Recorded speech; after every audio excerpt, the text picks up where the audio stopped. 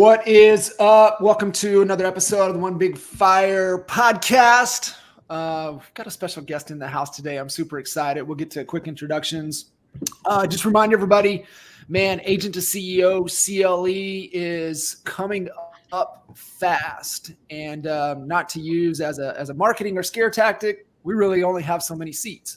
So if you guys are in the area, interested coming in, really about to see full throttle. I know we've been promoting the heck out of it, but we're about to promote the heck out of it even more. But you can go to agenttoceocle.com, get all the information, and come to Cleveland and join us next month. We've got a stellar lineup, and also piggybacking a very important event for Mr. Albie Stasek in his 9th year of the Rock and Rescue event. And so really looking forward to get back there for Into the Land, be able to be a part of Agent to CEO, but more importantly, support an incredible cause and kind of a signature event for you, something that's very near and dear to your heart. So excited for next month. Yep. Gary LeVox. Come see Gary. He's going to throw down a few Rascal Flatts tunes that we all love singing along to and dancing to, along with Dusty Black and our buddy from Dayton, who's going to come and open the night up, Shane DeMoss. And in addition, we may have something else. I haven't even told you guys. We might have something me and Dusty are working on up our sleeve to bring a 4th artist in, who's really, really awesome. So, no, we're super excited about it. And guess who warmed up the stage Saturday night, John? Who is that? MGK. He was back and forward. Awesome. Saturday night, he came to Forward, which is the venue we're doing this, and climbed up on top of the cabanas and all over the place like a monkey, and lit Cleveland up. So he warmed it up for us and Gary. So come on in, get a hotel, stay a couple days, plug into Agent to CEO, and then let's have a good time and do some dancing and partying. Absolutely. So FOMO. I'm getting FOMO. I might have and you're always welcome, Tina, and be able to join us. And so really, kind of kicking, today's conversation off, and really we know a lot of changes have already happened, but things kind of officially kind of go into play in just a few days. And we really wanted to pick apart your expertise, your perspective, what you're seeing with your team, with the kind of your organization, and being able to really boots on ground, right? With actual agents that are actually practicing, and in the trenches, and being able to give us some perspective and some feedback. I think first and foremost, just with the Agent to CEO theme, it's mindset first. And so for you, you're a heavy training organization, provide a lot of training and value to your agents. And so I'm really excited for you to kind of unpack your perspective, and then we can obviously get into some of the headlines, the CFAs pushing, and just kind of give our take on that as well. I love it. Well, I'm excited to be here. I mean, I think there's some days where I'm like, I have so much clarity. Let's do this. And then other days I'm like, this is a shit show. What the hell are we doing? I think everybody feels that way. So there isn't anybody that can navigate this perfectly, because every day is going to be different. I think, there's going to be a lot of lawsuits that are going to happen after this. So, for our team right now, it's mindset. Nobody likes change. So when you look at an entire industry that's been flipped on its head, to try to get, millions of agents to move in a direction, it's going to be terrible. I mean, right now you're seeing, we're removing commission from the field, from MLS. Why did we do that? And that's where I think a lot of agents don't go back to that big question. Why did we do that? Well, it's to decouple. It's so we don't have broker to broker compensation. And so when you start to see agents get really creative to go back to their old ways, it just makes no sense. And so that's what we're seeing in our MLS right now. Oh, there's 52 new ways to advertise commission. And the question always goes back to, well, why did we remove the commission field? So we don't advertise commission. And so I think that's what we're trying to navigate right now, is how do we keep it flowing the old way, but try not to get sued, moving forward. So our agents are just, we're of the mindset that We want to negotiate every deal. We want the buyer agents to bring in the offer, and we're going to look at every offer individually and decide what, our seller should and shouldn't take. But I'm also of the mindset that I think, it is wise to employ thousands of real estate agents, because as you all know, the average agent sells 2 to 4 homes a year. If I'm selling 4 homes and I have a quarter of my income in the car, and I see that 5 listings I'm going to show, 3 are offering compensation and 2 are like, hey, bring me an offer. As an agent, if I'm not that strong, I'm going to go, oh, well, I couldn't get into these 2, but I got into these 3. So I have a fiduciary duty to show all the properties, but deep down, I don't have a fiduciary duty to sell all the properties, because I might look at a crack and, look at the foundation and sway people. And I think that's what, unfortunately, agents that don't make a lot of money that are desperate are going to do, because they're not good enough to have a UVP and to get their real value. So they're going to count on listing agents to do what they've always done and offer compensation, which I think, is going to happen more in the beginning. And then eventually we're going to start to move away from even being able to offer it. So Tina, go ahead, Jay. Sorry. Yeah. In that scenario, this is the thing that certainly that's the way it's likely to go down.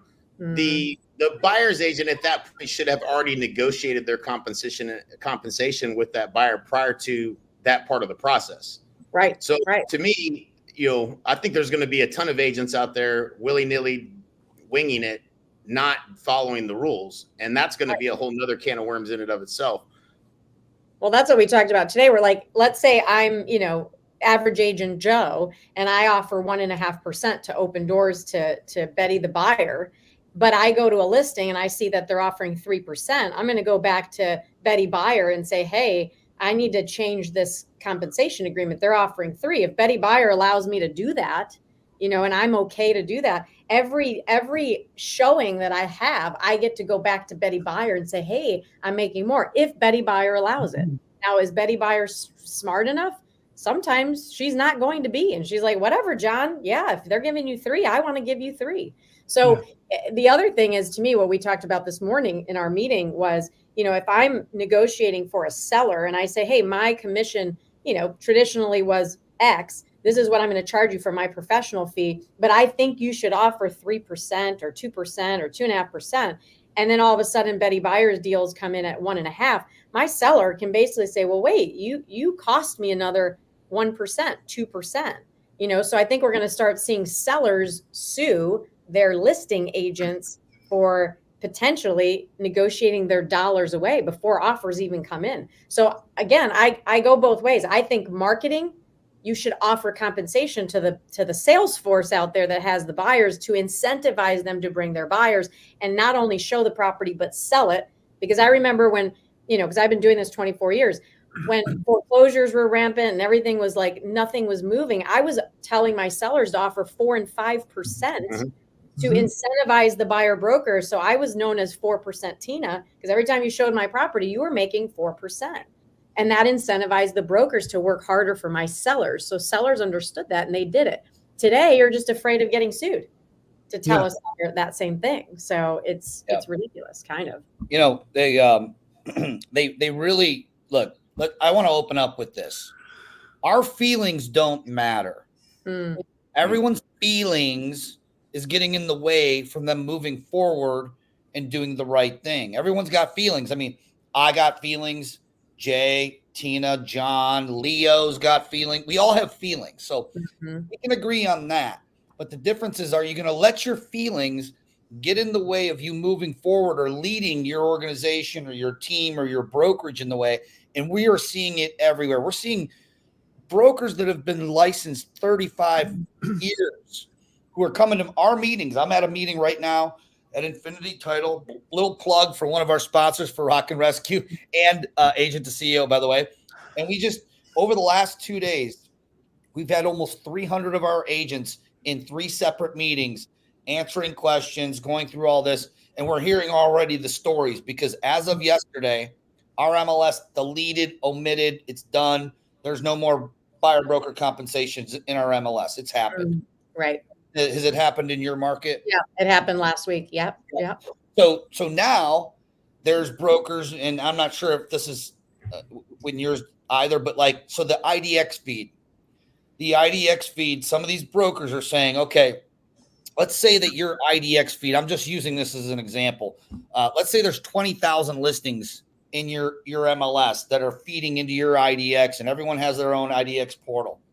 If your brokerage, let's just say out of those 20,000, your brokerage has 2,000 of those listings. Mm-hmm. They can go into those 2,000 listings with their own money and put buyer brokerage or broker to broker compensation in their IDX listing. Right. And I'm having a hard time getting my arms around why they would do that. I know we can make lots of reasons for it because our feelings tell us, oh, well, this is the way we've been doing it for the last 40 years. So here, let's find a way to keep doing it that way. Right. Versus let's evolve as an industry, as professionals. And because you had said it, Jay, from the beginning, you can't work with the buyer and expect to get paid without a buyer broker agreement with a compensation pre-negotiated in it. I've never seen a listing agent take a listing at X%, whatever that is. And then look, 20 offers comes in and they say to their seller, have we ever gone back and said, Mr. Seller, I'm getting you, 50,000, 100,000 over asking price. Let's renegotiate our fee because look how much more money I'm getting you. That right. never happens. So right. Why would you renegotiate your buyer fee just because X broker is deciding to offer this and you shortchanged yourself up front? Right. Learn how to articulate your value. Learn how to articulate your unique value proposition and set your fee and work with that and then negotiate it like we we negotiate the hot tub, like we negotiate this, that. We've been negotiating our entire careers. So what makes it any different right now? There's going to be a lot of the attorneys are the only ones that's going to win through all this for the next 12 months. We're going to start seeing litigation come up like crazy. I agree with you, Tina. That's the attorneys are salivating right now. Yeah, they're sitting there, they're just watching. Yeah. And I mean, we've our agents, for the last couple of years, our market has seen commission compression on the buyer agent side, especially, we're a growth market. We've got a lot of builders not offering compensation. Our agents have been negotiating their commission on the buy side for a very long time and getting above market, rates. And so they were like, oh, this is cool. Like it's the same thing. So they know how to get the gap. If somebody's offering 2 and they're charging 3 or 4, they know how to get the gap. There are agents in our market, actually, an hour from here that are getting 2 times the amount of what is normal, let's just say, in MLS. So it just depends on, again, your value, the buyer. There's always going to be discount buyers. There's always going to be FSBO buyers, FSBO sellers, people that want to save a buck. If I'm going to go into a multi-million-dollar deal or $1 million deal or a $500,000 deal or $250,000 deal, I'm not a do-it-yourselfer. I'm just not. And I've always paid for value. And so when you think about, even with women, there's a difference between Coach and Louis Vuitton and Chanel. Why? They're all the same leather, but the perceived value of the Chanel bag is different than the Coach bag because of the, of the advertising and the marketing that Chanel did. And so that's what we said to our team. We are the professionals. We train every day. We come in every day. We prospect every day. We're having conversations. We're leading. We're professional decision maker uppers. We guide our clients to make decisions. Therefore, they're going to pay us for our knowledge and our expertise. That's it. And if they don't want to pay us for our knowledge and expertise, then they can go get the door opener down the street. In fact, we'll have a list ready for them. Hey, these are the agents that are opening doors for $50. If you want to spend $500,000 and have a door opener, here's the list. But that's not us. So as long as we know who we are, I think we're just going to be fine, and we're going to find our buyer pool. Tina, real quick disclaimer before we move forward. We're not suggesting that anybody charges a certain particular commission, by the way. We want to stay out of antitrust lawsuits. So any of you blood-sucking attorneys who are watching this and thinking of that's what we're suggesting, we're not suggesting that you charge any of those percentages. It's a free market. Everything's negotiable. Anybody can charge whatever their worth is, and that's kind of our point. Yeah. But just want to make sure that that's clear. Yeah, we charge different fees to different sellers, different, depending on what they need. I mean, our fees are all over the board.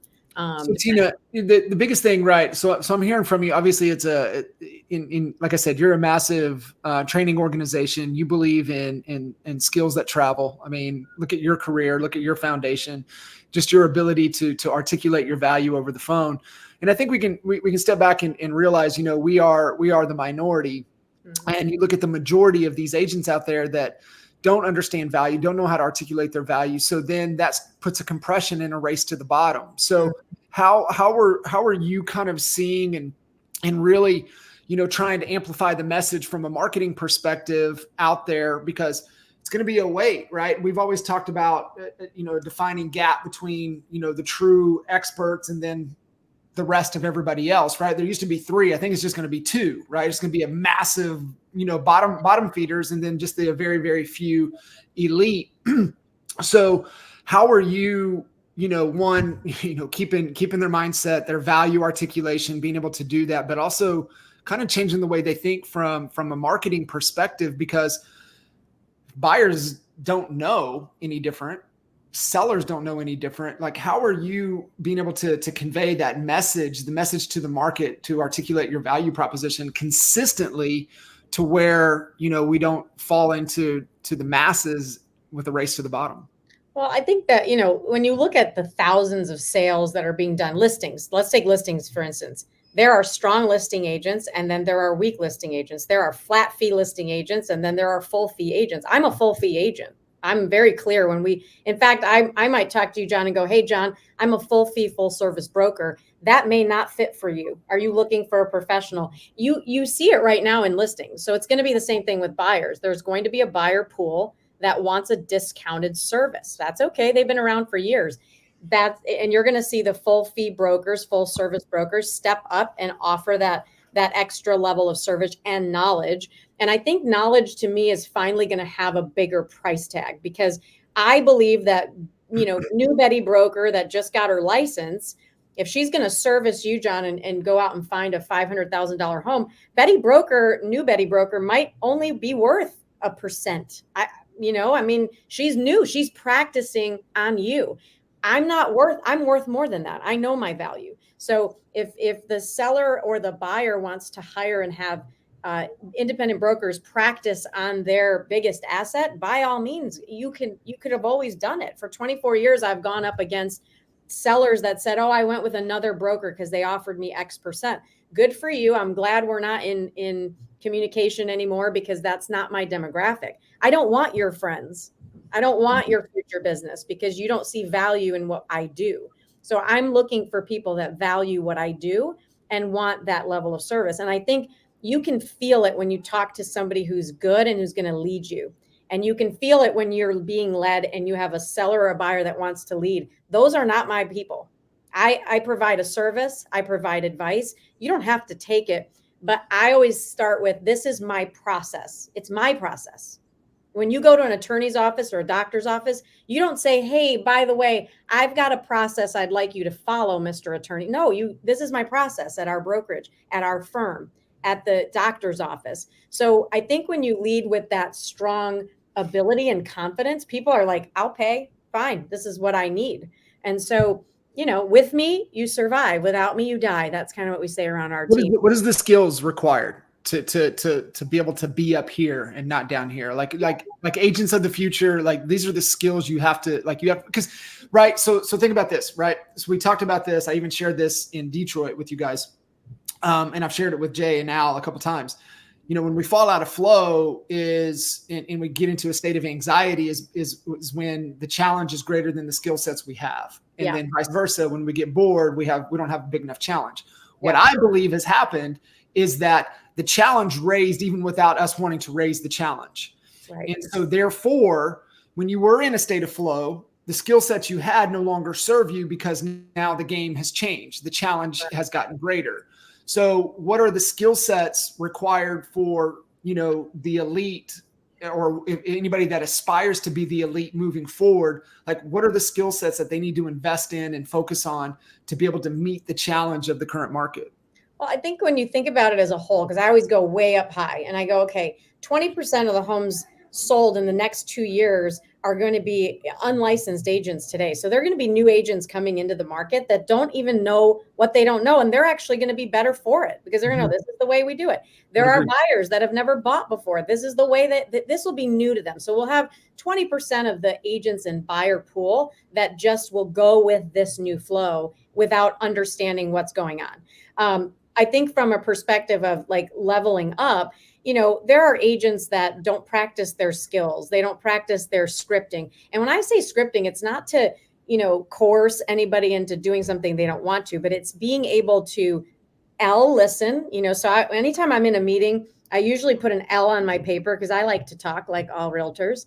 And I try to remind myself to listen. So I think agents, instead of, really trying to talk their way through it, they're going to listen more. They're going to ask more questions. They're going to become professional decision maker uppers. John, what is important to you? What do you know about NAR?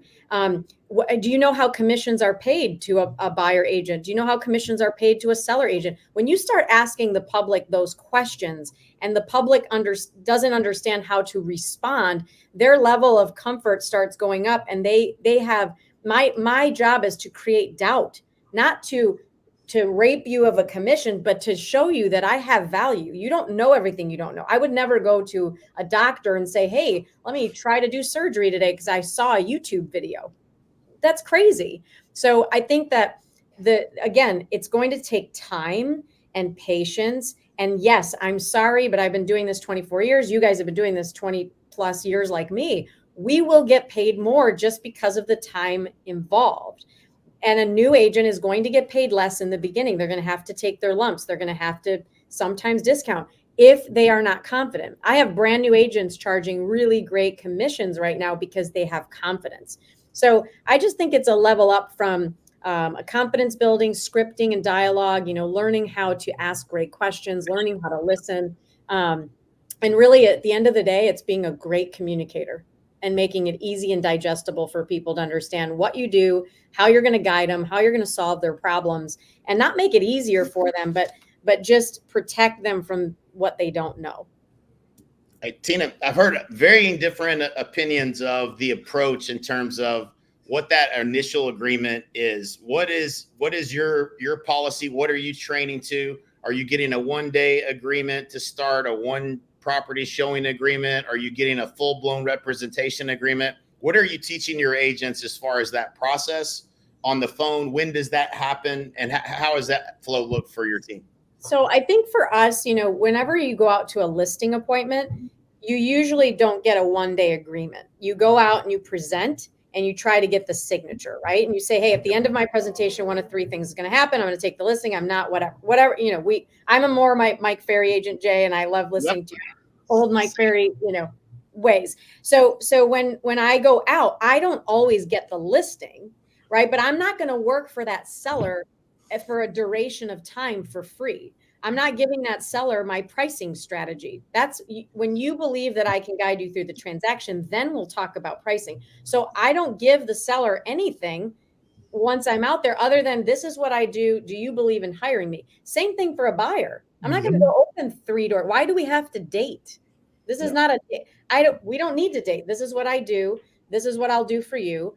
This is what you need, and I can solve that problem. Do you want to hire me? You're not paying me until the transaction is done, just like a seller. So we try to reframe the mentality now to the buyer and say, look, when we go out on listings, the seller interviews 1, 2, or 3 agents usually.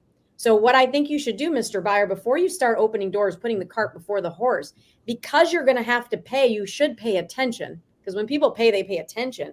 So we should probably meet at the office. And I would encourage you to go out there and meet with 1 or 2 more really good seasoned agents. And then you get to decide who's going to take you through the process, just like a seller does. Because the sellers know that they pay, therefore they're paying attention. So I think it's just reframing that. No, we're not going to go out and get freebies. We're going to go out and get contracts signed, but I'm going to push for a presentation first. Hey, Jay. Yeah, it's great. I can show you 123 Apple Lane. May I share with you the process that I use to sell homes? Well, the first step is we can meet. Now, I don't mind meeting you at the house, but at the house, we're going to have a 15 to 20 minute conversation where I'm going to walk you through the process because things have changed. Do you know how things have changed? Explain to them that, whatever. So you're sort of just sharing the process and hoping that they get on board. And if they're a buyer that says, no, I've done this before, I've sold 12 homes.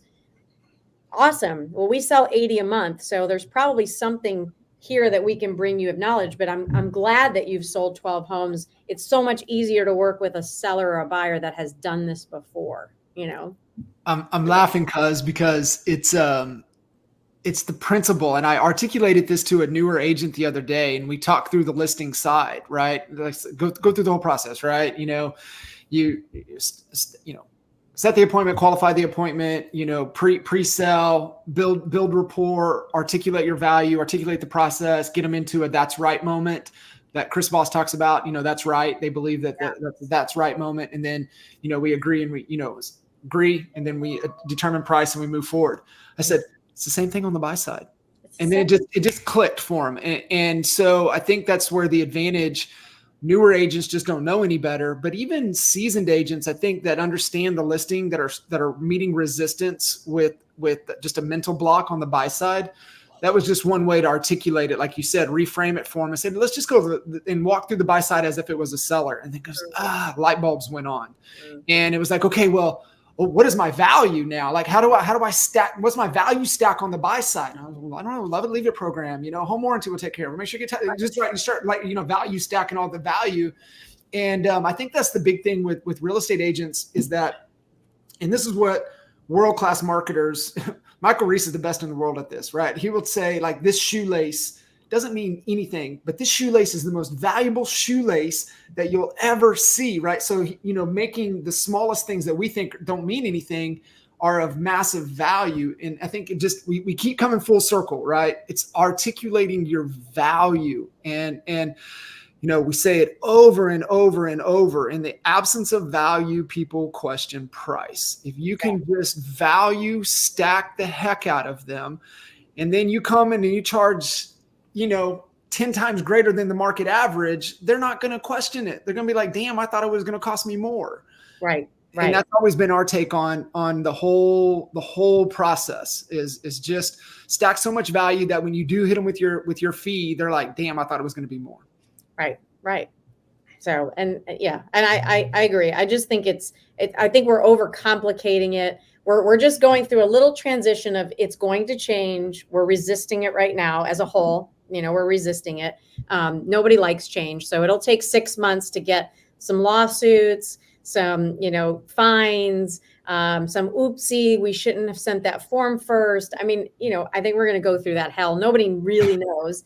But I think if we can just stay the course, stay protective a little bit of ourselves, give value, but yet not try to, reinvent the wheel. So, I think that it will all settle out at the end of the day because it's been proven multiple times that this is an industry that needs representation on both sides. We've had Purple Bricks, we've had Open Door, we've had a lot of different disruptors come in and try to take the seat of the buyer agent away, and it hasn't happened yet.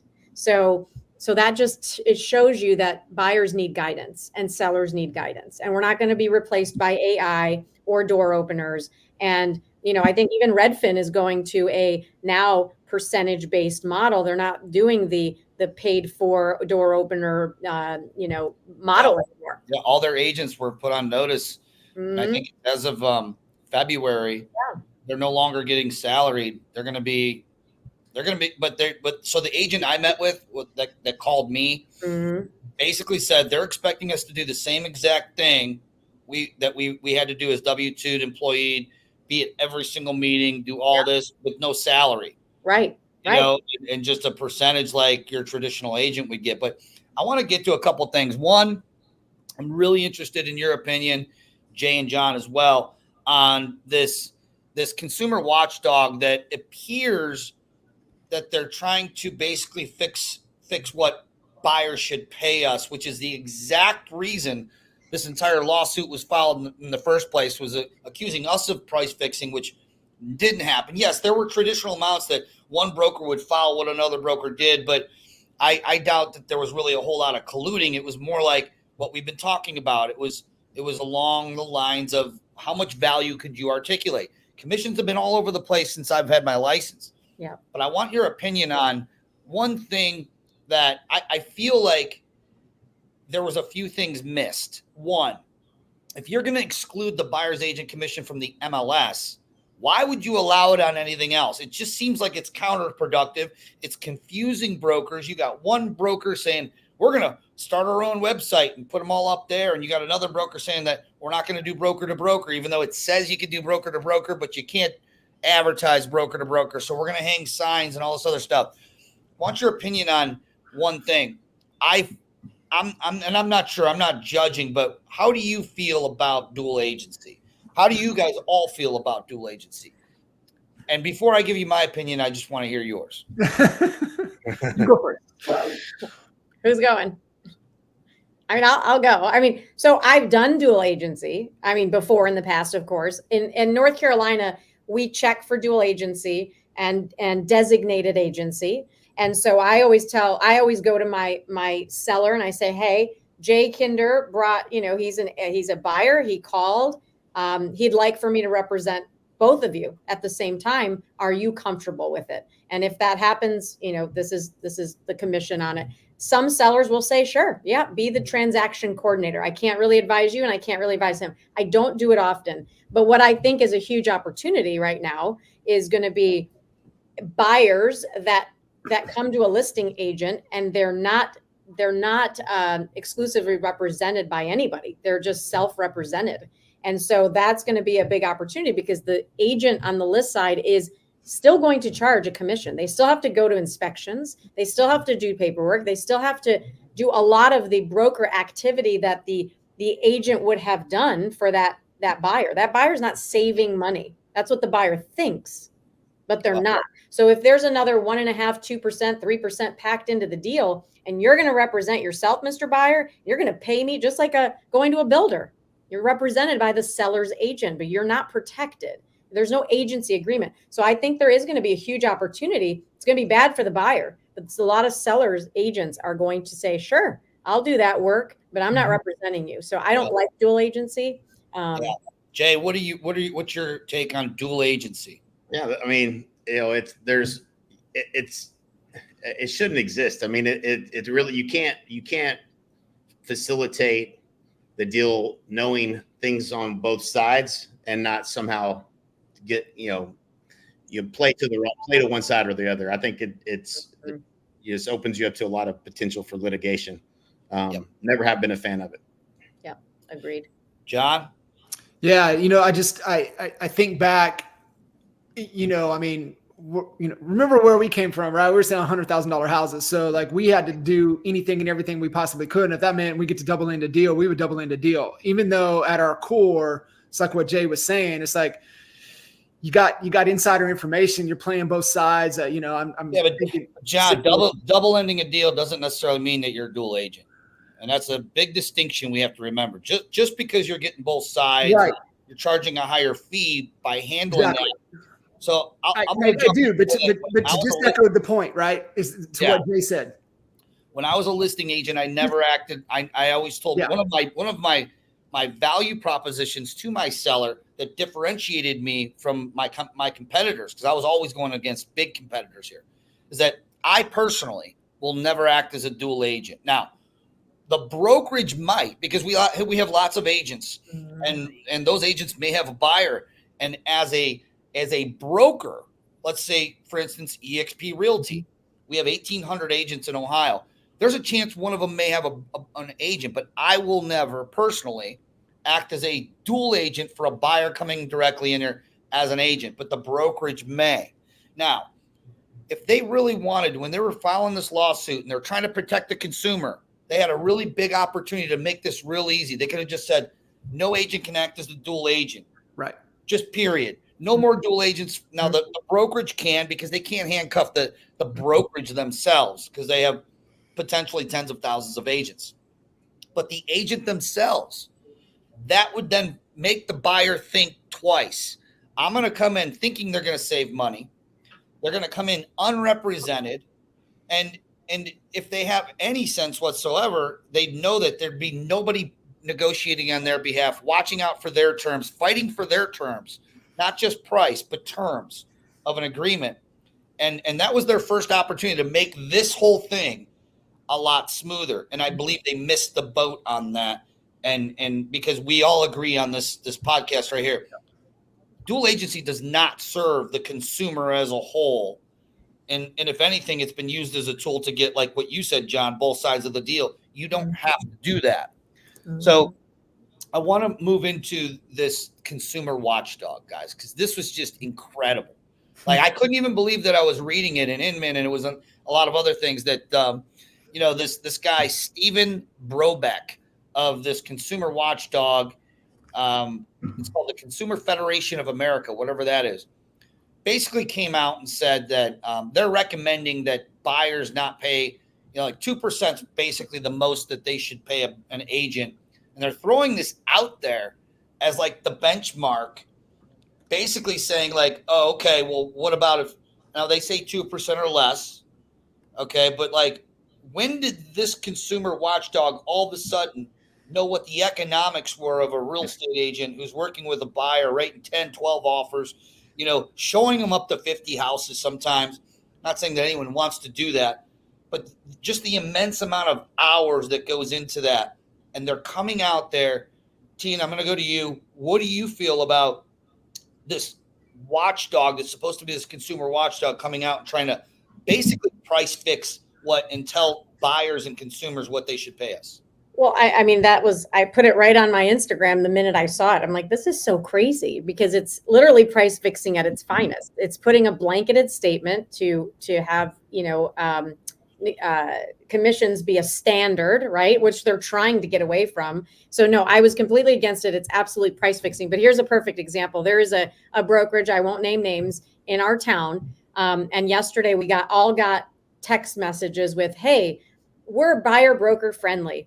Literally on their page, our strategy is to continue earning 6% on all listings, including 2.4% to all buyer agents. I mean, literally, like that right there. I'm like, how dumb are you? Like, that is a brokerage with a lot of agents. Why not just put a big target right on your forehead? Right. They're attorneys. Think of the world. That's why I'm like, this is the wild, wild west. You're going to see. I could literally make one statement that's like one sentence, and I could show it to 15 people, and I'm going to have 15 iterations of what it means. That's the problem, is my lens, my cognitive, processing is different than yours. So it's like we're trying to get everyone thinking the same way, and it's not going to happen right now. That's the problem. So it's going to continue to be a problem. I didn't know about that, Tina. Here's what I think. If there's brokers that are dumb enough to do that, not only and put it out there and like literally advertise it, you're going to see them get their asses sued so totally. Fast and hard. Totally. They're going to straighten back up just like, what? But how can they when Consumer Watchdog is putting it out there too? So it's confusing. Again, it's like, it makes no sense. I mean, it really makes no sense. I think in 5 to 10 years, we'll all see exactly why this happened. But I don't know. I think there's a bigger play. You always follow the money. Like I always think of, I could go down rabbit holes, but even in institutions, learning institutions, colleges, when you look at funding that comes into what is being taught, it's an agenda. Everything's an agenda. So I think there's an agenda here, obviously bigger than what we can see right now.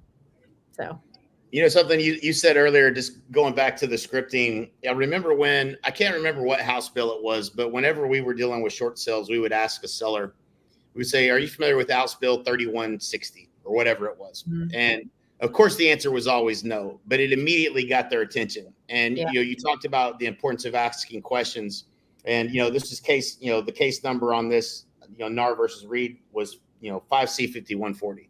if you just ask that one question, the answer to do they know what that means to how they're going to pay commissions, they are not going to know the answer to that. No. And then you have the opportunity to explain how you work and how we can make sure that your commissions that aren't coming out of your own pocket, and we can ask the seller to pay for that for you. And so I just think that's such an important distinction is understanding how to navigate the conversation so that you're educating the consumer of what the law is now and how you can best serve them to make sure you negotiate the best deal for them across the entire real estate transaction. And it's just like, let's just say we're going back to just skills 101. My agents would come back and be like, oh my God, they asked me what my commission was and if I would go down to X%. And I said, well, what did you say? Well, then they go back to defending. Well, I do this and I do this and I have to pay this person. I have to pay this for. No, the only question is, hey, will you lower your commission to X%? Possibly, but let me ask you, do you know how commissions are paid in the state of North Carolina? You ask that back to the seller. And this is beyond this whole thing. That's the rebuttal. It's a question. And then when they start to answer it and they don't know the answer, they don't know how commissions are paid, they don't know how the 5, 6, 7% is dispersed, then they start to create doubt in their own mind. They feel a little bit more stupid because at that moment, I'm sorry, but you are. And that's where you can go in and set your value and explain to them and educate. To me, an objection is a question in the mind of the buyer or the seller. That's it. It's a question. They're not attacking you, and you don't need to defend it. You need to go back with a great question. And I think this is the same thing. Hey,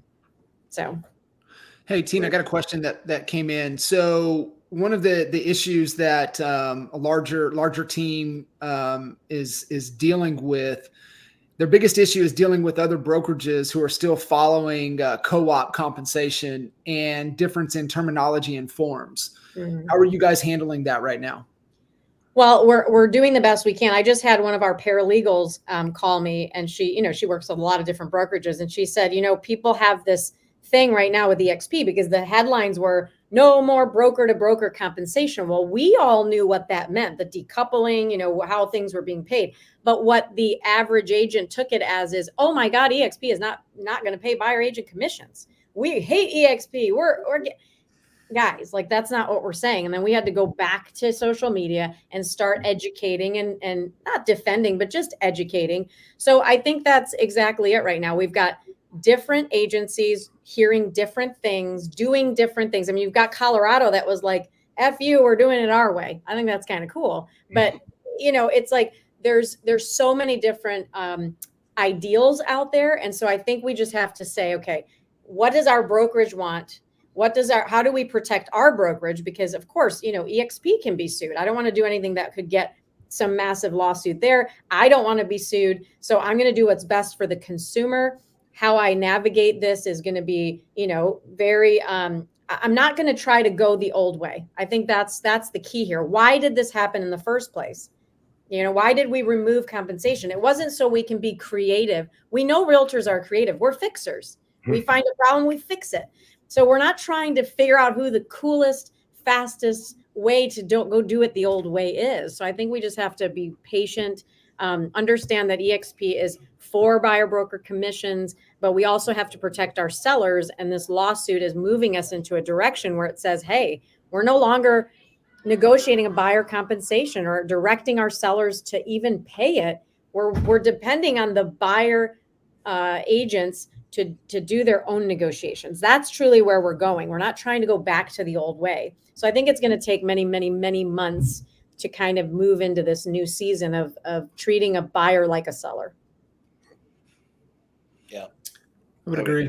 I think too, understanding and I think this is where a higher level of emotional intelligence and empathy comes in and the resistance and change and just be like, hey, I get it. Right. And just, it's tough. You're navigating a lot of things, find that, not necessarily, not going to look for common ground, but just be like, hey, listen, right. Like, this is the change. This is where we're at on it. Where are you guys at on it? And then what do we need to do to just keep moving forward and get the deal done? Because I think at the end of the day, the whole objective is that they want to get paid. We want to get paid. The deal wants to get done. We just figure out a way to get it done. And I think it's like being patient too. We're all like, oh, Leo is, he's just trying to do the best he can. Like he said, hey, we might have to change. I mean, I love that he's very humble to say, we're doing it this way because of how we're reading this and to protect, our agents and the public, but we may change. There may be different iterations of this. And so I think it's being calm. I can't believe how much hate I got on, if you guys go read some of the social media, like the posts that come in, people are so hateful. And it's just so interesting to me how aggressive real estate agents are. It's like, okay, everybody calm down. Like, why are we being so aggressive? Just because people don't see it your way. And you look at it in government, it's like the world is divided. No one can, understand everyone else's opinion. So I think patience, understanding, ego, take that ego out of it. And nobody freaking knows the exact answer. So let's all just do the best we can. Yeah. Remember what Tyson used to say? Everybody's tough until you get punched in the face. Yeah, exactly. 100%. That's why I love Leo's perspective on, hey, this is what we think right now, and that could change, and it most likely will. So, at least we're doing something. The thing that that's most amazing to me is to see how many people's heads are just in the sand right now, and they're not doing anything to change. And so it's certainly going to be interesting. I have one last question for you, Tina. I was talking about. I had somebody send me a text yesterday, just trying to get a gauge, gun to head. What do you think? Say a year from now, do you think commissions will be up or down? If down, how much on the buy side? Any impact on the listing side? Any impact on the overall population of agents? So I think we're going to lose 1 million agents, is my guess, in the next 24 months. That's my guess. Because I think you're going to see the part-timers, they're not going to be good enough to actually go and ask for their value, because they're just going to give it away. They give it away now. So they give half backs and all that. So if they're not getting it from the seller, there's going to be nowhere to give back. So I think we'll lose agents. I actually think for the top 20%, which has always been true, they're probably going to get a raise. I think listing agents are going to get a raise. And I think buyer agents are going to get a raise, because for the longest time, the good buyer agents already make more. They're already out there. It's proven. So I think it's going to be a huge opportunity for good agents. I do also think that, overall, though, you might see a drop a little bit in buyer agent commissions. You might see a little bit of a drop. And you might see a little bit of a drop in seller commissions, but I don't think the seller commissions are going to go down. I think those are actually going to go up. I think they're going to go up as well. I think the listing side is going to go up, because I think that's your strongest, the strongest skilled agents in the industry. And I think the buy side is likely to go down, just because there's so many people that are not going to be able to negotiate on their, and those are still the ones that are at risk of becoming irrelevant and getting out of the business. Yeah. But for the good agents, they'll go up. I mean, people are like, oh my God, you guys are going to be like travel agents. I'm like, you know what? Travel agents right now, they're killing it. They are killing it. The best of the best survive. These people are crushing it because they're not obsolete. So the majority went away, but we will still be at play. Like we're not losing the industry. Tina, I'm going to disagree a little bit with the number of agents who are going to be dropped. I don't think that it's going to be 1 million. Here's why. I was hoping. We don't. Yeah, but I don't know, because think about it. Like, what I would rather happen, and what I think is this, I think you're right. There's going to be an exodus, but think about it like this: the turnover between, let's forget about the Burnett case, just the natural turnover and cyclical business, nature of our business of agents that are just exiting anyway. New ones coming in. The newbies aren't going to know the difference. They're not they have nothing to unlearn. They're going to learn this, and this is going to be their normal. That's true. This is going to be the normal. We're going to have an influx. And guess what? The next Tina Caul, the next John Kinder, the next Jay Kinder, the next John Kitchens is coming. They're in school right now. And our next group of leaders is coming, and they're going to have to learn this, because this is just the new norm. Yeah. And so I think that the level of professionalism that is going to go up. I think that it's also, when you talk about, are they going to make more money or less money? I agree with you guys. I interviewed an agent, or didn't interview. I had a conversation with one of our top agents here in Cleveland yesterday. He got a listing, had 5 offers.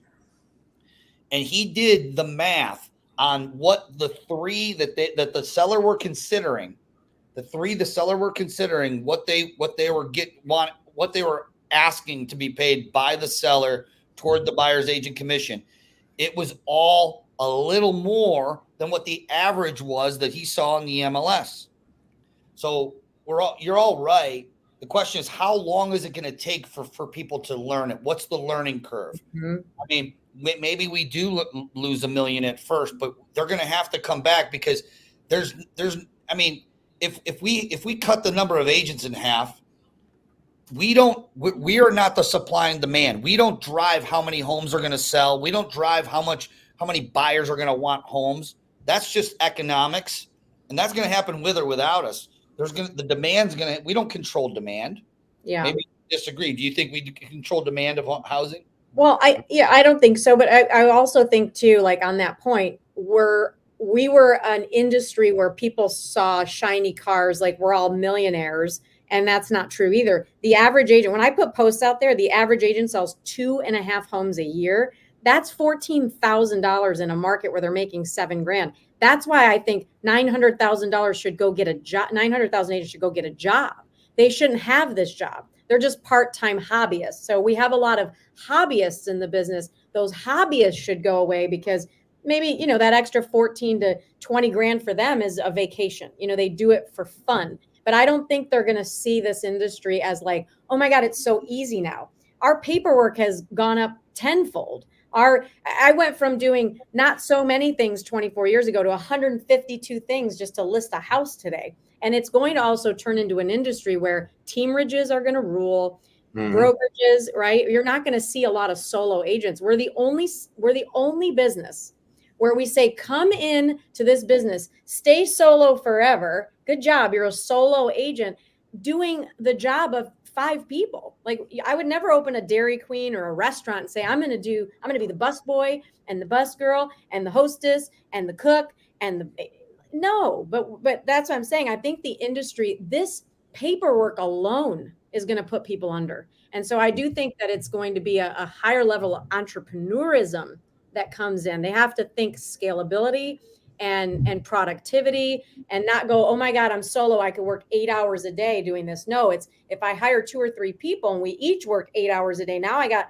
20, 25 hours in one day. I can grow this thing into a business. So I don't know. I think we're going to see changes, but I still would. I hope that we get a mass exodus of the hobbyists, people that really aren't making money. Yeah. No, you hit on what Mike had said. Mike Inkervai Jr., who was the one who was talking to me, he had said that it took him longer because of all these changes to do the net sheet for every one of the offers he has coming in. And he's a very highly skilled, highly intelligent, sharp agent, right?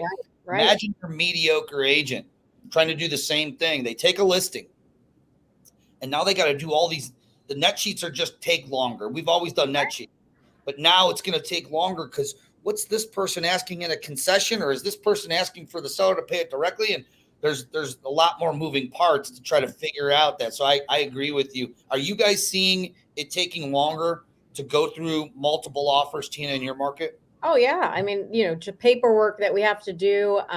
There's just a lot. There's a lot. So and you guys know, 20 years ago, we weren't doing this. Our listing contract was 5 pages. Now it's like 45 pages. And it's like, it's gotten harder. So solo agents are going to continue to be not highly income producing. And I think the industry as a whole, this will shake it up a little bit to where now you have to become a more professional. You have to learn business and strategy or have different people helping you grow the business versus this solo agent, type of deal.